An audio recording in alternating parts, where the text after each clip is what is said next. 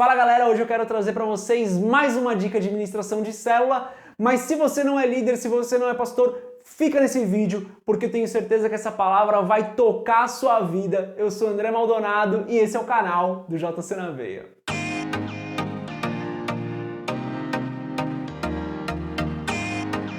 Você já sabe que no canal a gente tem deixado vários vídeos com comentários de cada capítulo da Bíblia. Já fizemos de Provérbios, já fizemos de Eclesiastes, estamos estudando juntos João. Também tenho deixado alguns vídeos com dicas de ministração para a célula. Ministrações que eu já fiz, ministrações que eu testei. E tenho ajudado várias pessoas também, vários líderes de célula. Essas dicas de ministração também podem ser feitas num culto com alguma adaptação ali, porque a gente tem muito mais tempo para falar, né? Mas também podem ser usadas. Hoje eu quero deixar uma dica de ministração para vocês que também vai servir para você que não é líder de célula, para você que está só querendo buscar uma mensagem, ouvir algo do Senhor. Eu tenho certeza que pode tocar a sua vida, porque falou bastante comigo quando eu meditei nessa mensagem, creio que vai falar com você também. Aliás, é sempre importante isso, né? Antes da gente ministrar alguma coisa na célula, principalmente se você está pegando algo do YouTube aqui para ministrar na célula, toma cuidado, tá, galera? É importante que Deus fale com você e não que você repita as palavras de uma outra pessoa. Às vezes o que eu estou falando aqui nem cai no seu coração. Então eu peço que se você não meditar nisso antes, não refletir sobre essa palavra e deixar que ela toque a sua vida, não faça essa ministração para outras pessoas. Eu sei que parece meio bobo falar isso, meio básico, mas é importante. Se você está usando essa ministração aqui para ministrar na sua célula, não tem problema nenhum. Esse, na minha opinião, não tem problema nenhum, pelo menos, né? Esse é o intuito desse vídeo, mas deixa essa palavra cair no seu coração antes. E é por isso que ela também serve para quem não vai ministrar. Não, você não quer ministrar essa palavra, você quer só ouvir uma mensagem. Vai servir para você também, porque é inevitável quando a gente ouve alguma coisa, isso tem que cair no nosso coração, produzir um fruto no nosso coração, para depois a gente poder passar para outras pessoas. Bom, se você não é inscrita ou não é inscrito no canal, se inscreve, deixa seu curtir, compartilha esse vídeo com outras pessoas, outros líderes de célula ou outras pessoas com quem você quer compartilhar isso, essa mensagem que eu espero realmente que toque a sua vida. A gente vai meditar hoje nos versículos 42 e 43 do capítulo 12 do Evangelho de João. É fácil falar de João, né? Tenho lido João todos os dias, tenho gravado sobre João aqui no canal. Então sim, vamos falar sobre João 12. Nos versículos 42 e 43, a gente lê o seguinte: apesar de tudo, até muitos dos principais creram nele, mas não o confessavam por causa dos fariseus, para não serem expulsos da sinagoga, porque amavam mais a glória dos homens do que a glória de Deus. Vamos lembrar aqui um pouco o contexto, né? Então, Jesus já tinha feito vários sinais, vários milagres, Jesus já tinha declarado que ele era o Cristo, várias pessoas estavam crendo em Jesus, e Jesus tinha curado um cego de nascença, lá no capítulo 9. Daí Jesus cura Lázaro, Jesus ressuscita Lázaro. E quando Jesus ressuscita Lázaro, muitos dos judeus passaram a crer em Cristo. Os gregos quiseram vir falar com Jesus, conhecer Jesus.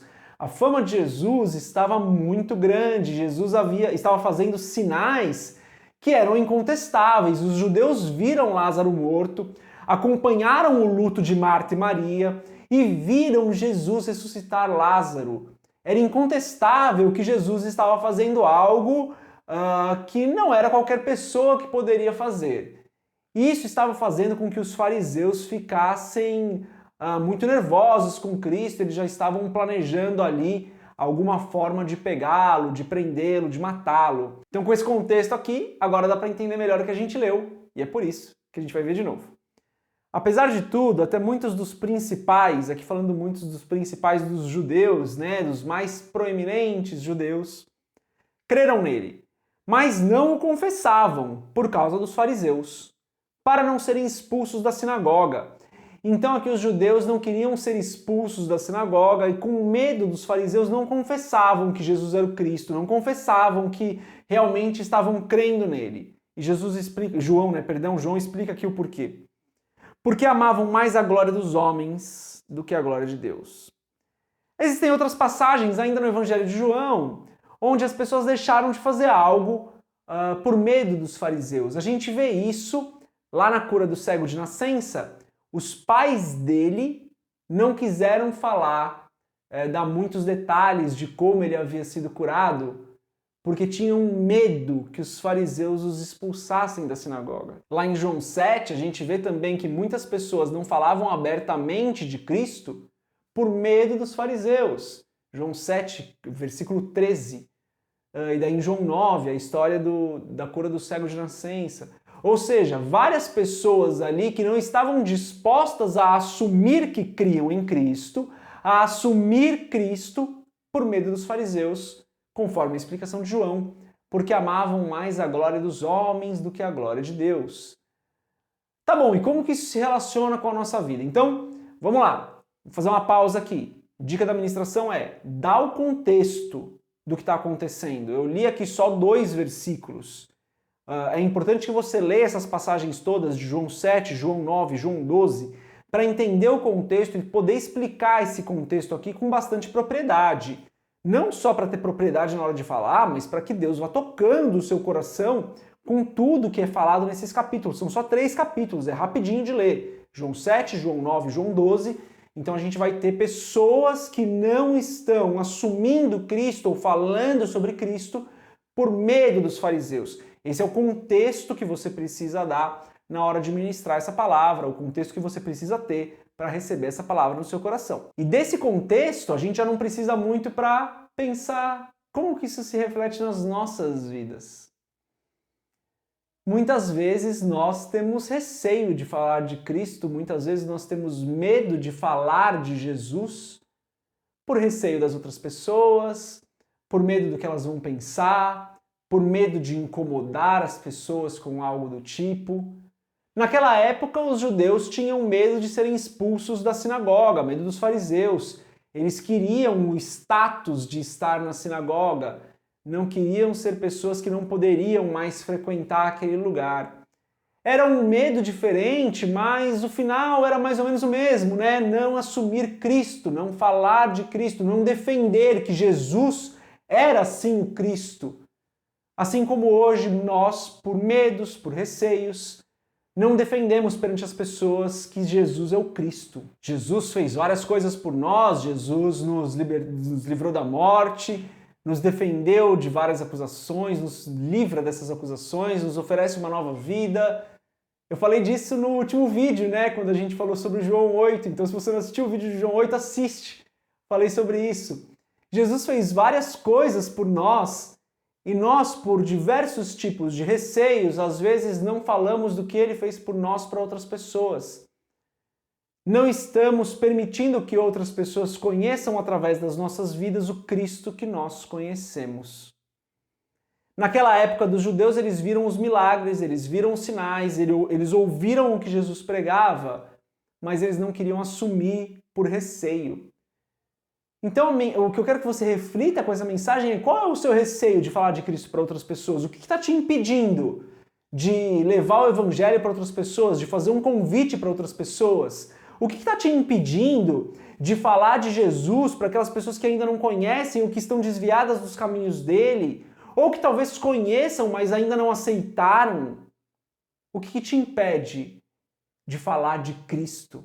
É o receio dos homens? É o receio das críticas? É o receio do que vão falar de você nas redes sociais? Às vezes essa parece uma reflexão simples, mas em João 9 a gente vê 2 pais que não quiseram defender como o filho deles tinha sido curado.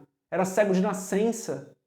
E não quiseram defender perante os fariseus como que o filho deles havia sido curado. A gente não pode deixar de falar de Cristo. A gente não pode deixar de assumir o que Jesus fez por nós, o que Jesus fez pelas pessoas que estão à nossa volta. Não podemos deixar de falar de Jesus para as pessoas. Esse é o nosso chamado. Deus nos chamou para isso. É algo que está sobre as nossas vidas. E eu não estou falando isso para que você tenha peso, para que você se sinta obrigado a falar de Jesus. Não é isso. É para que você entenda que aquilo que ele fez por nós não pode ficar só conosco, a gente precisa assumir isso para o mundo. E eu também não estou falando como você vai fazer isso. Não estou falando que você deve fazer do jeito A, B ou C, não.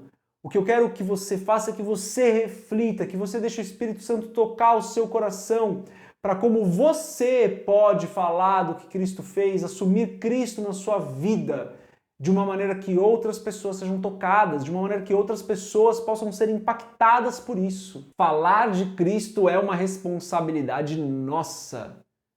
Jesus já fez muito por nós, já fez tudo por nós, não fez muito, ele fez tudo por nós. A nossa parte faz parte do que nós fomos chamados para fazer, falar de Cristo para outras pessoas. É isso, eu espero que você tenha sido tocado com essa mensagem, que o Espírito Santo fale com você. Não falei como você deve fazer isso, e nem que você é obrigado a fazer algo de um jeito que eu estou falando, ou que você se sinta obrigado a falar de Cristo. Não, é por amor. É por entender o que Cristo fez por nós, por reconhecer a ação de Cristo nas nossas vidas e o que o Espírito Santo faz por nós todos os dias, que nós somos impelidos a falar de Cristo para outras pessoas. Não é obrigação, é amor. Ou talvez seja uma obrigação por amor, mas não uma obrigação porque é um carinha do YouTube está falando isso para você. Então, de novo, voltando para a dica de administração, faz esse apelo, na minha opinião, tá, galera, sem colocar peso na vida de ninguém. Eu sou extremamente contra a gente colocar peso na vida das pessoas. O que a gente tem que fazer é apresentar a palavra. E o que a gente está apresentando aqui são pessoas que não assumiram Cristo por medo de outras pessoas, por medo dos fariseus aqui no caso. Nas 3 passagens que eu citei, eu vou deixar as 3 passagens aqui na descrição do vídeo, foi isso que aconteceu. O que a gente faz então é apresentar a palavra.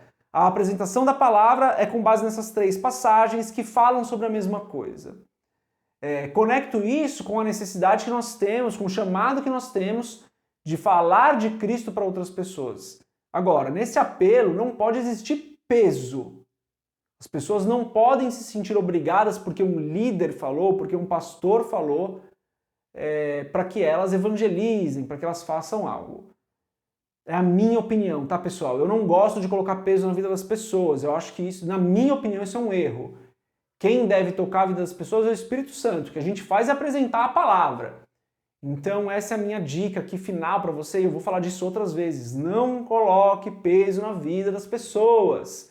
Deixa que o Espírito Santo fala. É uma ministração bem rápida, como na minha opinião as ministrações de célula devem ser. Se você for fazer essa palavra no culto, se eu tiver mais tempo para falar sobre isso, vale investir mais tempo na questão do chamado, de como Cristo nos chamou para levar as boas novas para outras pessoas, porque dá aí mais um bom tempo de ministração conectando esses 2 assuntos. Para fazer uma célula, eu particularmente não acho necessário trazer tanto contexto assim sobre o chamado, apresentaria apenas os textos que eu apresentei aqui para vocês, que eu vou deixar na descrição do vídeo. Pessoal, é isso. Eu espero sinceramente que essa dica de administração tenha tocado a sua vida. Lembra disso, deixa o Espírito Santo falar com você antes de você falar isso para outras pessoas. Não pega só algo que você viu no YouTube e vai falar para outras pessoas. Isso é muito perigoso. Assim que o Espírito Santo falar com você, tocar o seu coração, tocar a sua vida, você tiver orado, você tiver lido e meditado nesses textos, eu tenho certeza que você vai fazer uma ministração poderosa e que o Espírito Santo vai tocar a vida das pessoas, se assim Deus quiser. Galera, é isso. Deus abençoe a sua vida. Paz.